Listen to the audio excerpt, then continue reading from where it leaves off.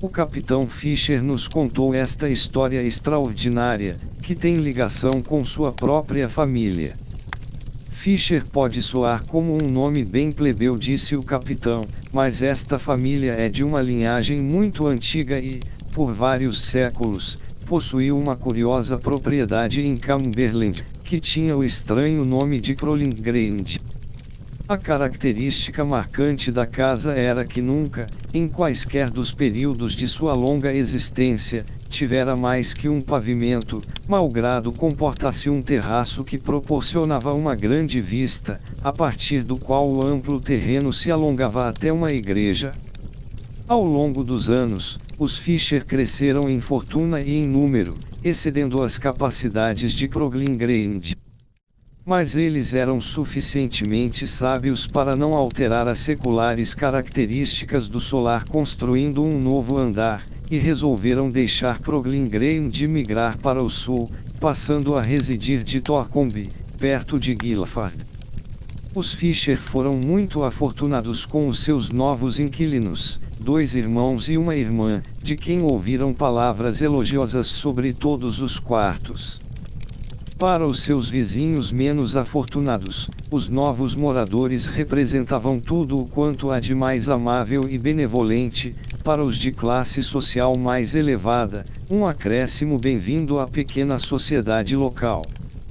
De sua parte, os inquilinos ficaram muito satisfeitos com a nova residência. Em todos os aspectos, Crowling Grange satisfazia plenamente as suas expectativas. O inverno transcorreu com grande alegria para os novos habitantes, e estes compartilhavam de todos os pequenos prazeres sociais, tornando-se muito populares. No verão seguinte, houve um dia de calor intenso, quase insuportável. Os irmãos estavam sob umas árvores, com seus livros, pois estava demasiadamente quente para qualquer atividade. A irmã sentou-se na varanda e se ocupou, ou antes tentou se ocupar, porque no intenso mormaço daquele dia era impossível qualquer ocupação. Jantaram cedo e depois se sentaram na varanda, desfrutando do ar fresco que veio com a noite, e assistiram ao pôr do sol e o nascer da lua sobre o cinturão de árvores que separava o terreno do cemitério da igreja. Viram a lua elevar-se no céu até que toda a relva estivesse banhada de uma luz prateada, através da qual as longas sombras dos basques caíam como se estivessem ali gravadas, de tão vívidas e claras que eram. Quando eles se separaram à noite, e cada um se recolheu ao seu quarto térreo, pois, como eu disse, não havia escadas na casa, a irmã sentiu um calor de tal modo intenso que não conseguia dormir. Tendo fechado a janela, mas deixado abertas as venezianas num lugar tão desolado, era desnecessário fechá-las. Ela, apoiada em seus travesseiros, ficou a contemplar a esplêndida beleza daquela noite de verão. Todavia, notou que, gradualmente, 2 luzes cintilantes cresciam em meio ao cinturão de árvores que separava o jardim do cemitério. Seus olhos, fixados naqueles pontos luminosos, viu que os luzeiros estavam cravados numa substância escura, horrível e destacada, que parecia acercar-se a cada instante, aumentando de tamanho e substância à medida que se aproximava. Durante alguns momentos, a silhueta perdia-se nas sombras que se estendiam através do jardim, entre as árvores, e depois voltava a emergir, maior ainda, aproximando-se cada vez mais. Enquanto observava aquela aproximação, um horror incontrolável dominou-a completamente. Ela tentou fugir, mas a porta, próxima à janela, estava trancada por dentro. Entre mentes, a coisa aproximava-se. Ela queria gritar, mas sua voz parecia paralisada e sua língua grudada ao palato. De repente ela nunca pôde explicá-lo. O terrível objeto pareceu mover-se de um lado para o outro, como se estivesse dando voltas ao redor da casa. Imediatamente, ela saltou da cama e correu para a porta. Enquanto a destrancava, ouviu o ruído produzido por algo a arranhar a janela. Então viu um hediondo rosto castanho, dotado de olhos flamejantes, que a fitavam fixamente. Ela correu de volta à cama, mas a criatura continuava a rascar a janela. Ela sentiu uma espécie de conforto mental quando se convenceu de que a janela estava firmemente fechada por dentro. De repente, o estrépito rascante cessou, e uma espécie de ruído picante tomou o seu lugar. Em sua agonia, percebeu que a criatura estava picando a junção dos vidros da janela. O ruído continuou e um painel de vidro caiu no quarto.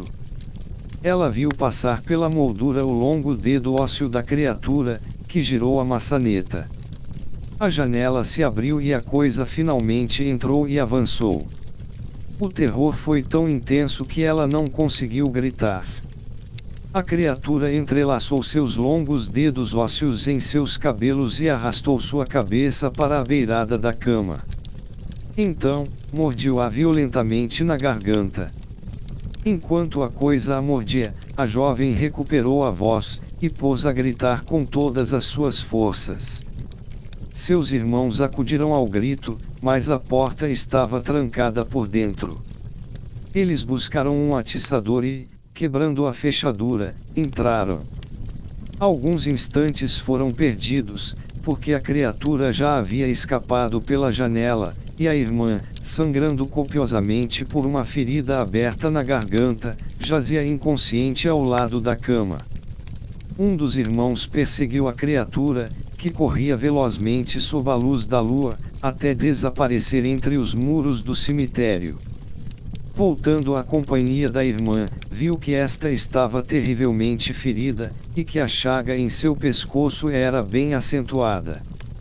Sendo ela de forte disposição, pois não se deixava conduzir por romance ou superstição, assim que recobrou os sentidos, disse: "O que aconteceu foi extraordinário e agressivo. Parece inexplicável, mas é claro que há uma explicação razoável, e devemos encontrá-la. Algum lunático fugiu do hospício e chegou até mim.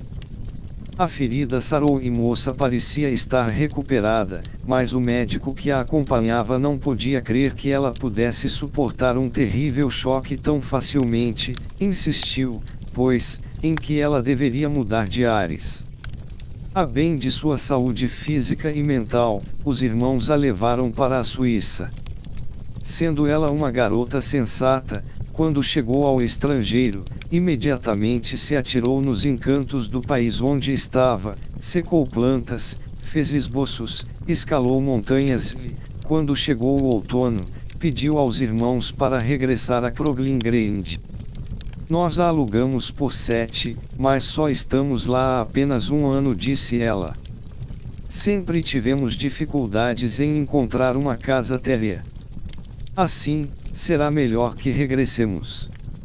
Os lunáticos não escapam todos os dias." Os irmãos, que não desejavam outra coisa, acederam ao pedido da jovem e a família retornou a Cumberland. Como na casa não havia escadas, era impossível fazer grandes mudanças nas disposições. A irmã ocupou o mesmo quarto, mas é desnecessário dizer que passou a manter sempre fechadas as venezianas. No entanto, como em muitas habitações antigas, um painel superior da janela permanecia desguarnecido de venezianas. Os irmãos tomaram um mesmo quarto, exatamente oposto ao da irmã, ali conservando sempre carregadas as pistolas. O inverno transcorreu feliz e pacífico. Em março, a irmã foi despertada por um ruído de que ela se lembrava muito bem, o insistente arranhar nos vidros da janela. Olhando por ela, pôde ver, através do painel superior, o mesmo hediondo rosto castanho, com olhos flamejantes, a fitá-la fixamente. Desta vez, ela gritou o mais alto que podia. Seus irmãos saíram do quarto com as armas na mão, mas a coisa já corria pelos jardins. Um dos irmãos disparou, acertando-a na perna, mas a coisa continuou a abrir caminho, transpondo os muros do cemitério da igreja e desaparecendo num mausoléu que pertencerá a uma família extinta há muito tempo. No dia seguinte, os irmãos convocaram os demais inquilinos de Crogling Grange. Na presença de todos, o mausoléu foi aberto. Uma horrível cena se lhes foi revelada. O mausoléu estava repleto de caixões. Estavam todos estilhaçados e seus conteúdos horrivelmente mutilados e desfigurados, espalhados pelo chão. Somente um ataúde permanecia intacto.